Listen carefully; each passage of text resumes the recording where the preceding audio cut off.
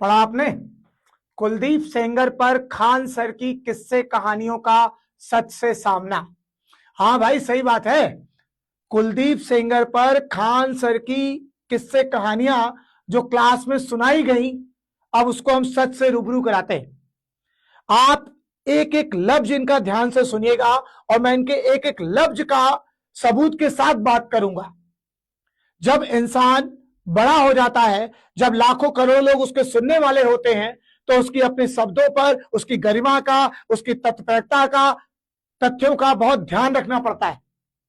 आपको हजारों करोड़ों लोग फॉलो करते हैं, आप आइडियल हैं, आप भविष्य के आईएएस पीसीएस बना रहे हैं, और आप किसी कहानी की, किसी किसी घटना को, किसी केस को आप कहानी की तरह सुना रहे हैं। शिक्षक के तौर पे आपको केस स्टडी बतानी थी, निष्पक्ष होकर बताना था क्या क्या घटनाएं घटी, क्या क्या दोनों पक्षों से सबूत रखे गए, क्या क्या हुआ। That was the case study, ये था एजुकेशनल प्रोग्राम। लेकिन आप एजुकेशनल प्रोग्राम करने के बजाय अपना नैरेटिव और अपनी विचारधारा तय करने लग गए और अपनी विचारधारा लोगों पे थोपने लग गए, और उसके लिए बच्चों को उकसा भी रहे हैं उस वीडियो में। भाइयों और बहनों, मैं हूं रणविजय सिंह, और बहुत ध्यान से इनके एक एक शब्द सुनिएगा और मैं इनके एक एक शब्दों को सबूत के हिसाब से एक्सप्लेन भी करूंगा।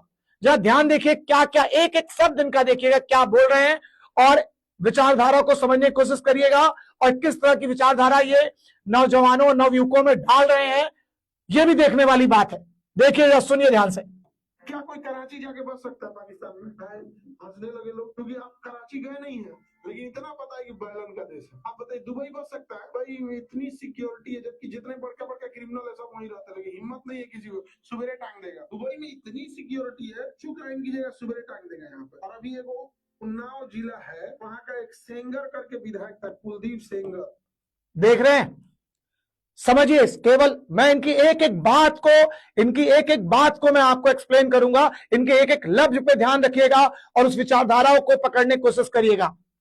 कि एक तरफ कराची की तुलना करते हैं, फिर दुबई बताते हैं, और फिर सीधे उन्नाव पे आ जाते हैं। मतलब कराची की अराजकता का स्तर ये उन्नाव के जिले की अराजकता के स्तर से तुलना कर रहे हैं। मतलब इनका मानना है, इनकी विचारधारा है कि उन्नाव में अराजकता का स्तर कराची के अराजकता स्तर के बराबर है। ये इनकी व्यक्तिगत विचारधारा है, और इनको इतना भी नहीं पता कि उन्नाव का क्षेत्रफल कराची से ज्यादा है। इन्होंने इतना भी ध्यान नोटिस नहीं किया। और उससे बड़ी बात, उत्तर प्रदेश का डिप्टी सीएम भी इसी जिले से आता है। अब चलिए, खैर कोई बात नहीं। मतलब ये इनकी व्यक्तिगत विचारधारा है कि कराची का जो स्तर है, कराची में जो अराजकता का स्तर है, वो भारत देश में उत्तर प्रदेश के एक जिले उन्नाव में अराजकता का स्तर है। ये इनकी विचारधारा है देश के अपने भारत देश के उत्तर प्रदेश के एक जिले के लिए। और सही है। अब ये बात करते हैं, खैर उसके बाद बात करें, एक विधायक था कुलदीप सेंगर। भैया कुलदीप सेंगर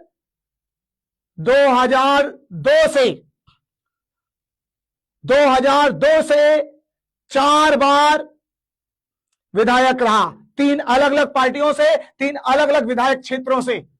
और कोई विधायक कब बनता है? जब समाज में उसकी स्वीकारता होती है। और एक बार विधायक बाई चांस किसी माहौल में बन जाए, लेकिन अलग अलग विधायक क्षेत्र, अलग अलग पार्टियों से विधायक तभी बनता है जब उसकी समाज में स्वीकारता होती है, समाज में उसका प्रेम, सम्मान और उसकी एक्सेप्टेंस होती है।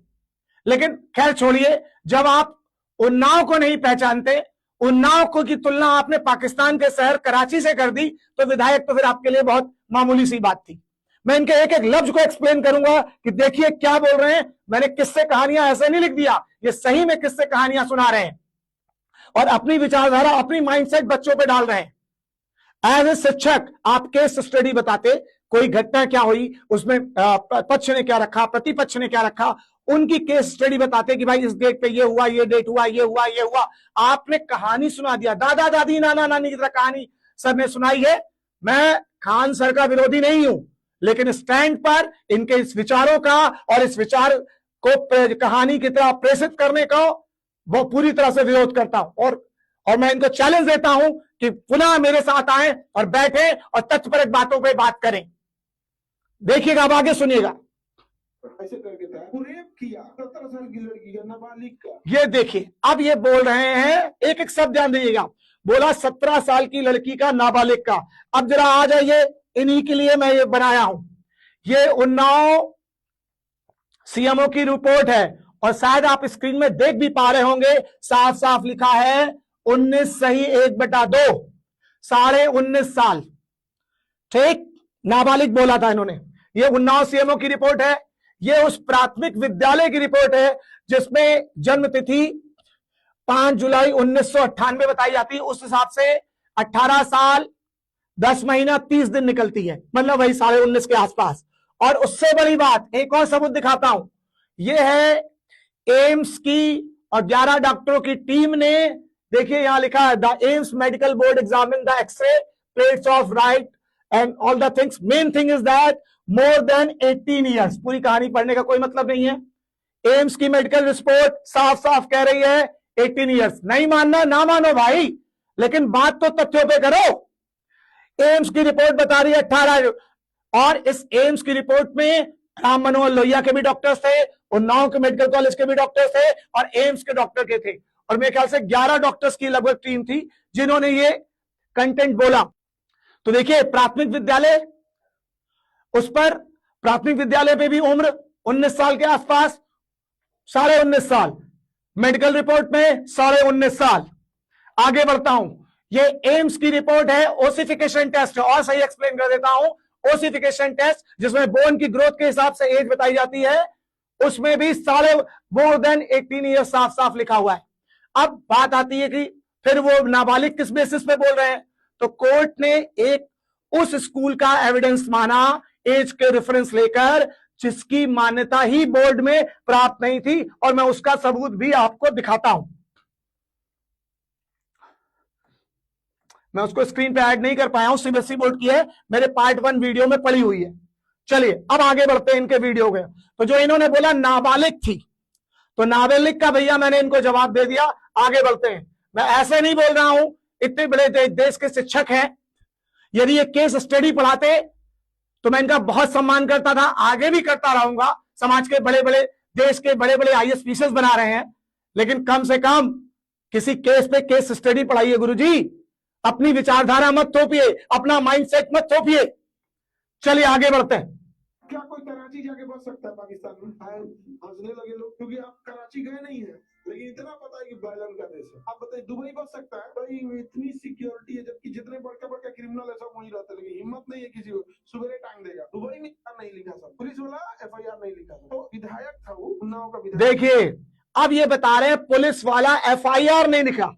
ये ध्यान देने वाली बात है, ये बता रहे हैं पुलिस वाला एफआईआर नहीं लिखा। देखिएगा अब आ जाते हैं इनकी दूसरी बात पर।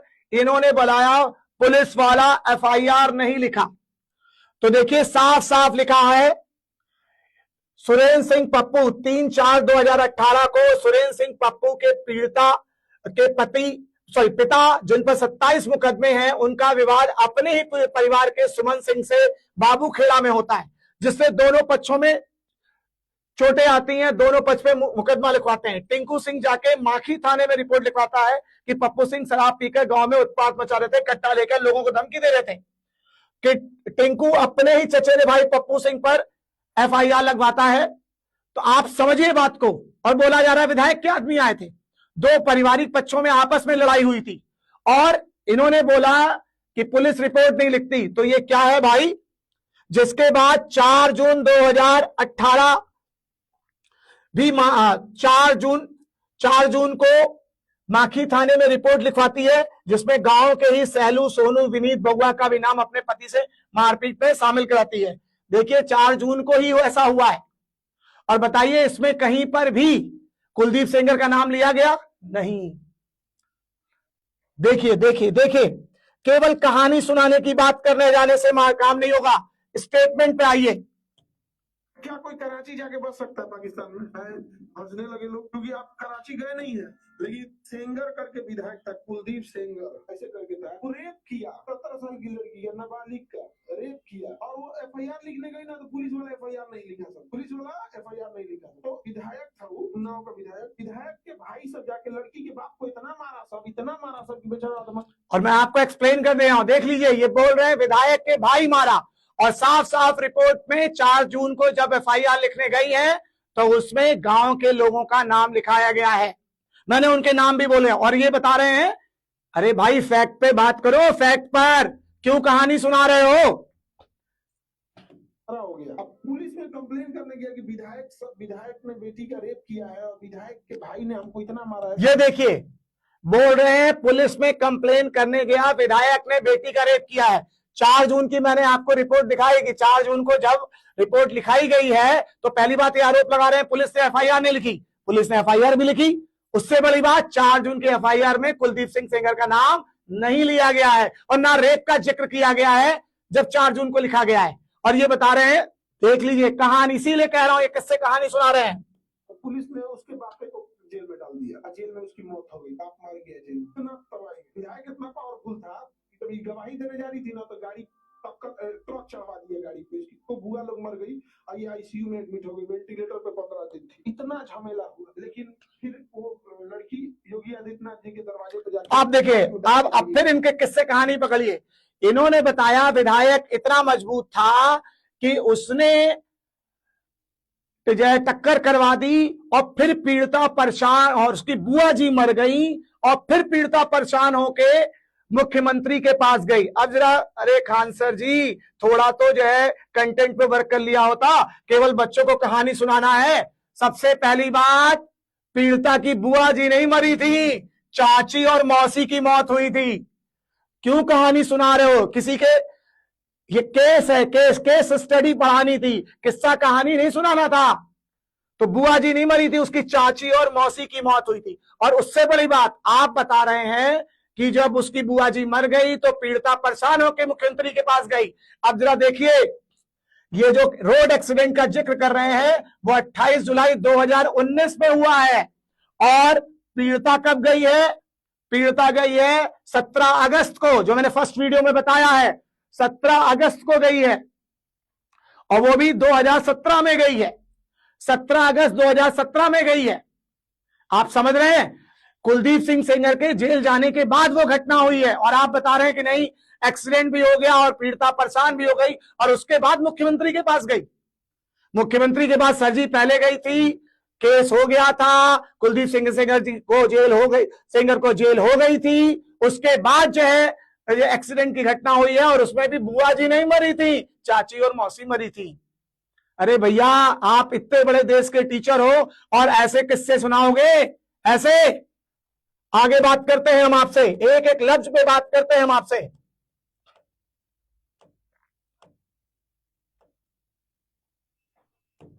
क्या कोई कराची जाके बच सकता है पाकिस्तान?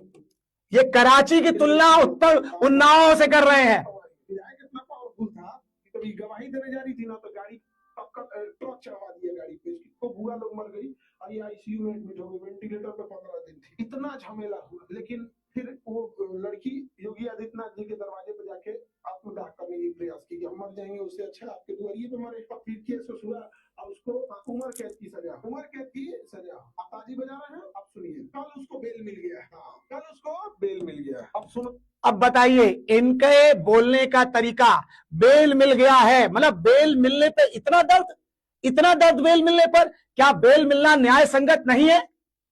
जरा इस पे भी हम चर्चा कर लेते हैं।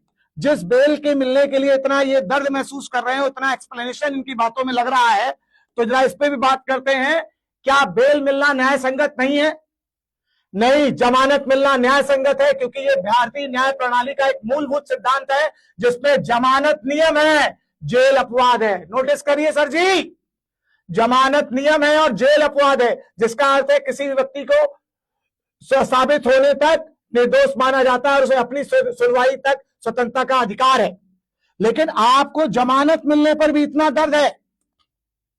और हम इस पर भी बात करेंगे किन आधार पे जमानत देने की दी जा रही थी, जिससे अभी स्टे लगा है। लेकिन कम से कम आप केस स्टडी करते, किससे क्यों सुना रहे हो? क्या कोई कराची जाके बच सकता है पाकिस्तान? कराची जो आपने उन्नाव से तुलना किया है, अरे गजब भाई। इतना पावरफुल था कि कभी गवाही देने जा रही थी ना मैं, हम गुलाम क्यों थे? सबको दिख रहा है सामने है, 140 करोड़ हिंदुस्तान में किसी की औकात नहीं। अच्छा, जो बोल रहा है ना वो इस बात के लिए डरा है कि कहीं मेरा यूट्यूब ना डिलीट हो जाए, कहीं हमारे ऊपर। 140 करोड़ में केवल आप एक सूरवीर पैदा हुए हैं जो बच्चों को बिना तथ्यों के, बिना एविडेंस के, बिना केस स्टडी प्रस्तुत किए कहानियां सुना रहे हैं। और आपको यूट्यूब अकाउंट डिलीट होने का है। एप्स्टीन फाइल में यूट्यूब जो है में चल रही है, उस पर सारे केसेस आ गए और तब यूट्यूब में जो है, और उसमें अमेरिका के राष्ट्रपति तक का नाम आ गया, तब उन लोगों का यूट्यूब अकाउंट डिलीट नहीं हुआ, आपका डिलीट हो जाएगा। FIR न हो जाए, ये है खौफ। वो बलात्कारी के खिलाफ बोलने में हालत खराब हो जा रही है लोगों की। समझ में कि नहीं गया? रातें जब तक हम लोग खबर पड़े तो न दिमागे झनक। 140 करोड़ लोगों की हैसियत है, एक बलात्कारी मुंह पे थूक दिया हम लोग। बाप को मारा पुलिस ने, उसके बाद पुलिस कहती है हमारी इज्जत क्यों नहीं है। वाह भाई, ये देखिए अभी इन्होंने बोला कि विधायक के जो है रिश्तेदार और भाई लोग आके मार गए, और अब बता रहे हैं विधायक को मारा पुलिस ने। अरे भैया डिसाइड कर लो किसने मारा, विधायक के लोगों ने मारा कि पुलिस ने मारा? कर क्या रहे हो, क्या है क्या? आप तुम लोगों ने क्या अपना इज्जत की जगह डर बना दिया हुआ है। उसके बाल बच्चा या माता का ऑपरेशन होना है, सीरियस बीमारी है, तो कहा जाता है कि ठीक है अपराधी है, लेकिन कुछ दिन के लिए, 2-4 दिन के लिए ये काम करने के लिए दे, उसके लिए प्रावधान था, ओकरा बेल दे दिया जा। वाह भाई, देख रहे हैं बेल के लिए। और इनको अभी मैंने आपको समाज को बताने की कोशिश करी कि बेल एक न्याय संगत प्रक्रिया है और बेल पे इतना दर्द है। पूरा और आधा क्या होता है? जमानत माने जमानत गए आप। अगर वो 10 दिन के लिए देगा तो लिखेगा पेरोल पे दिए हैं 10 दिन का। अगर टाइम फिक्स करके देगा तो उसे कहेंगे पेरोल, 10 दिन का पेरोल। जमानत माने हम इन शर्तों पे आपको छोड़ रहे हैं, इन शर्तों का उल्लंघन मत कीजिएगा। 3 मौत हुआ है, कस्टडी में मौत हुआ है लड़की के पिता का। लड़की के पिता को मारा गया है, केस करने गया, उल्टे उसके ऊपर FIR कर दिया। कहा गया कि लड़की का बाप हथियार लेके घूम रहा था हमसे। फिर वही बात है, 3 तारीख को लड़ाई हुई है, 4 तारीख को पीड़िता की माता स्वयं गई हैं, और जब उस FIR लिखाई गई है तो अपने पारिवारिक लोगों के बीच ही लड़ाई की लिखाई गई है, और उस समय कहीं रेप का जिक्र नहीं किया गया है, उस समय कहीं भी कुलदीप सिंह सेंगर का जिक्र नहीं किया है। कहीं की कहानी कहीं भी जोड़े दे रहे हैं। अरे प्रूफ पे बात करिए सर जी। फांसी दे देना चाहिए सबको। 26 जनवरी आ रहा है, लाल किले पे दे दे। वाह वाह वाह वाह वाह वाह। अब आप जो है हजारों बच्चों के सामने, लाखों लोग आपके वीडियो देख रहे हैं, और आप समाज को अपनी ये विचारधारा, ये नैरेटिव फैला रहे हैं कि समाज का न्याय सिस्टम बेकार हो चुका है, अब कोई भरोसा करने की नहीं है। उन्नाव में तो अराजकता कराची के स्तर की पहुंच चुकी है, और अब जो है समाज को आगे आना पड़ेगा और जाके उसमें फांसी दे देनी पड़ जाएगी। जरा थोड़ा सा इस पर भी नजर मारिए, एक आपके लिए एक फैक्ट लेकर आया हूं, जरा हम लोग इस पे भी बात कर लेते हैं। देखिए जरा, ये जानिए। अब सोचिए अगर कोई पब्लिक में बोल रहा है कि फलाने को लाल किले पर फांसी दे दो और लोगों को इलीगल तरीके से किलिंग कर उकसा रहा है, तो ये स्टेटमेंट सेक्शन 55 के अंदर अबेटमेंट की कैटेगरी में आ सकता है। ध्यान दीजिए सर जी, कर क्या रहे हो? उसके बाद दूसरी इंपॉर्टेंट धारा है section 353 BNS, statement conducting to public mischief. इसमें लिखा है अगर कोई व्यक्ति कोई स्टेटमेंट, रूमर या रिपोर्ट चाहे मुंह से बोले या यूट्यूब, फेसबुक, व्हाट्सएप पर पोस्ट करे, ऐसे तरीके से करता है, पब्लिक में फेयर या अलार्म फैला सकता है, जैसे लोग स्टेट के खिलाफ या पब्लिक शांति के खिलाफ जुर्म कर सकते हैं। मतलब आप समझिए सर, मेरा आपसे कोई विरोध नहीं है, लेकिन आपकी विचारधारा, आपका माइंडसेट, जिसमें आप हमारे उत्तर प्रदेश के उन्नाव जिले की तुलना कराची के अराजकता स्तर से कर रहे हो। जब आपको उन्नाव जिले के बारे में नहीं पता तो आपको यह भी नहीं पता होगा फिर कुलदीप सिंह सेंगर कैसे विधायक थे। विधायक स्तर पे जाके पता करिए, विधायक की क्षेत्र पे जाके पता करिए, और वो कुछ ना करिए तो सर जी कम से कम किससे कहानी मत सुनाइए। देश आपको फॉलो करता है, बड़े बड़े IAS आपके माध्यम से निकलेंगे। तो ये जेनजी हैं, ये नए बच्चे हैं, इनको आप जिस तरह से कहानी बताएंगे, जिस तरह से अपनी मनगढ़ंत अपनी विचारधारा नैरेटिव फैलाते हुए बनाएंगे, उनका दिमागी स्तर वही बन जाएगा और फिर हमारे समाज में असंतोष फैल जाएगा। कृपया इस पर ध्यान रखें। नमस्कार।